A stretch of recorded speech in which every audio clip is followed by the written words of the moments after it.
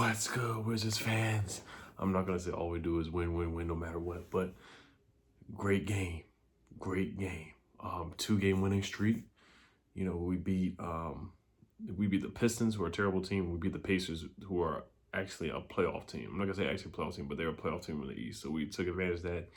Speedy recovery for Daniel Gafford. I'm hoping for a speedy recovery for this guy. This man was alley-oop dunking, catching lobs, running the floor, rim running, blocking shots, dunking on guys. Just he just brought an energy to this team. So I hate to see that happen, but I'm gonna start the video. I'm gonna get to a lighter note. Russell Westbrook was a dog. Don't hate on the Brody, man. Why not? Hashtag why not? Russell Westbrook went off with Bradley Beal being out, Bertans being out, and then Daniel Gafford getting hurt. He just took the game over. Russell had what, 35. Let's go over the stat line real quick. He had an OKC stat line. He had an Oklahoma City stat line tonight. For real. This was vintage Russell Westbrook. 35 points, 21 assists, 14 rebounds, 4 for 6 from the 3-point line. 4 for 6 from the 3-point line. Russ went off like he was a man possessed. He was locked in. He was the captain of this team and took over. This man Russ did his thing tonight. I gotta tip my cap to Russell Westbrook, man. Respect to Russell Westbrook with the triple-double. Now he is the all-time leader for the Washington Wizards in triple-doubles with 16 through 38 games.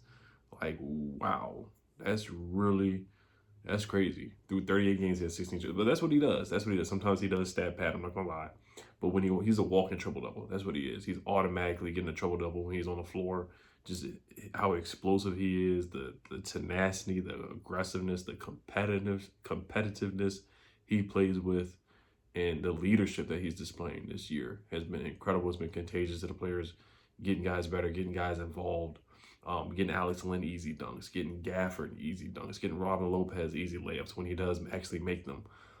So just props to Russell Westbrook tonight. He was our team leader tonight. He took us there. Rui Hachimura, my gosh, 26 points tonight, 8 boards. I want to see more rebounds from Rui, but I'll take it. He was aggressive. He was dunking the ball, finishing strong, posting up, had the little mid-range going, mid-range fadeaway, mid-range, had a hook going, spin moves, spinning off guys, dunking the ball. I loved it from Rui.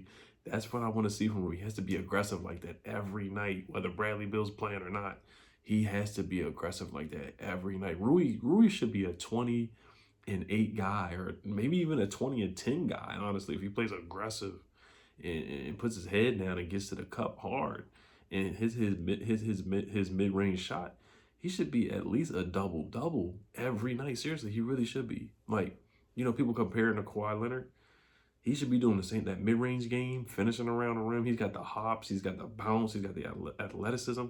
He has that similar build. He just has to get stronger with the ball and just more aggressive. That's all. And he's still young. He's still young. This is his second year in the league, so he's got some time to develop. He's getting better. Chandler Hutchinson, the guy we just traded for from the Bulls, he played well too. He's athletic. He's a skinny, scrawny, athletic guy. He reminds me of Trevor Ariza. You know, the Bulls guy called him the ghost of Scottie Pippen. I wouldn't take it that far, but he does look similar to Scottie Pippen with that skinny build. He's nowhere near as athletic as Scottie Pippen was, dunking on people.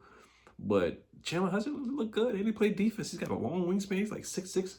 Look at his highlights at Boise State. And the man was a professional scorer. Had 18 points, 8 for 11 from the field. Could hit the 3. I like what he did out there. He played well. He played well. I like what I see. I like the 2 guys we got from the Bulls, man. We always make trades with the Bulls. You know, we got Bobby Portis and Jabari Parker that 1 year. And then, you know, Tomas Satoransky, we traded Tomas Satoransky to the Bulls. So we always doing deals and swaps with the Bulls. But Alex Len played well tonight. He had 7 points, 5 rebounds, had a couple of dunks. Denny had a dagger. Shout out to Steve Buckhands. He had 12 points, 8 rebounds. So Denny played well tonight too. It was plus 11. He was a plus 11 for the plus minus. So he played well. Jerome Robinson, my gosh, he's just so bad at sometimes. So sometimes he's just so awful. But he had 3 points, 3 blocks, and 3 steals. Chandler Hutchinson, like, he was a plus 12 from the plus minus. Plus 12 tonight. Garrison Matthews, 3 points, made 1 3.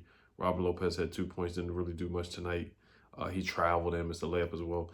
Gafford had 11 points in 15 minutes, was 4 for. In 15 minutes, this man had 11 points and 6 rebounds. Like, bruh, 2 blocks. Like, this man would have had a double-double if he was able to play at least 30 minutes. Like, I love Daniel Gafford. I love the energy he brings. Raul Neto played his butt off tonight, too. 15 points, 4 rebounds, 1 assist. Raul Neto had some tough drives to the basket and finished really hard. Made some really good defensive plays tonight as well. So we were going back and forth the whole game. We were down by 1 at the half. There were some terrible calls. But it is what it is with the refs. Russell Westbrook was hitting threes, finishing around the rim. He had a couple of steals on the inbounds play. He was aggressive. I loved it from Russ. On both ends on the floor, he played hard. On both ends of the floor. Domantas Sabonis, Arvydas Sabonis' son, played well. He was playing hard. He's a big guy that finishes around the rim, can shoot the 3 miles, turn with shooting threes, hit threes. Malcolm Brogdon, the Virginia product, he played pretty well tonight as well. So it was a battle. It was a battle. This is a game that we really, really needed tonight, and we came out there. We were locked in. Gafford gave us that energy in the beginning of the game. We just needed we need a big that can finish around the rim and finish above the rim, and his energy is contagious. It boosts Alex Lynn's play, it boosts Russell Westbrook's play, it boosts everybody else's play. Rui Hachimura is now he's playing above the rim now since Gafford got there. So, but I'll quickly look at the standings real quick. We could definitely use Russell. We could definitely use Bradley Beal, of course. You know, he's our best player on the team.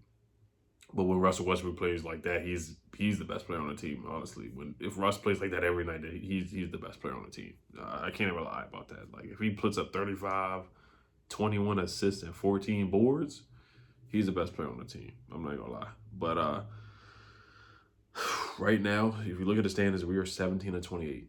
So the Toronto Raptors are 18-28. They are the 11th seed. The Chicago Bulls are 19-25, and they are the 10th seed. The Pacers are the 9th seed, and they're 21-24. So right now we are 2.5 games out of the play-in game in the 10th seed. If you want to make the playoffs, I know there's a lot of people who want the draft pick. I don't blame you. We can get Evan Mobley from USC. Sign me up on the dotted line. It just has to be guaranteed that we're getting him. Now, if we're not going to get him, we're going to get another 9th pick of the draft, then I'll just take the playoff spot. I'd rather just be competitive and see what we can do with Russell Westbrook, Bradley Beal in a playoff scene with Rui Hachimura and Denny getting better, and then maybe Gafford is healthy for the playoffs by that time. Hopefully praying for a speedy recovery for the guy. But that injury looked really, really nasty. It looked really bad. And then they had to wheelchair him off the court to the locker room. It just looked really bad.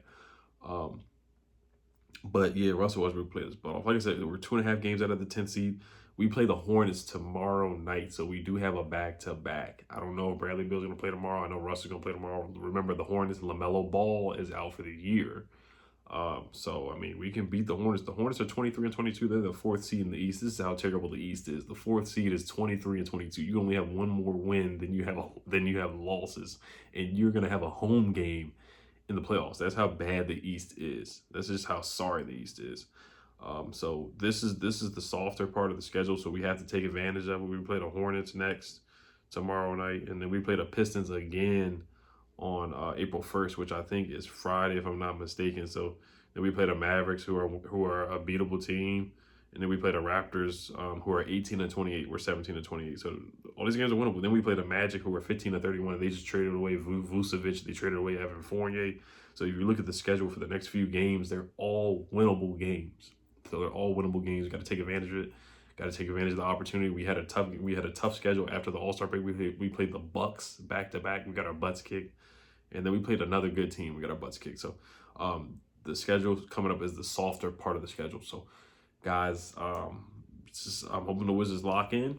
Oh, Gafford has a speedy recovery, and hope Russell Westbrook can keep it, because once he cut his hair, once he cut that high top off, he's played a lot better. He's played a lot better. So, all right, you guys. Hail to the Wizards. Have a good night. Peace.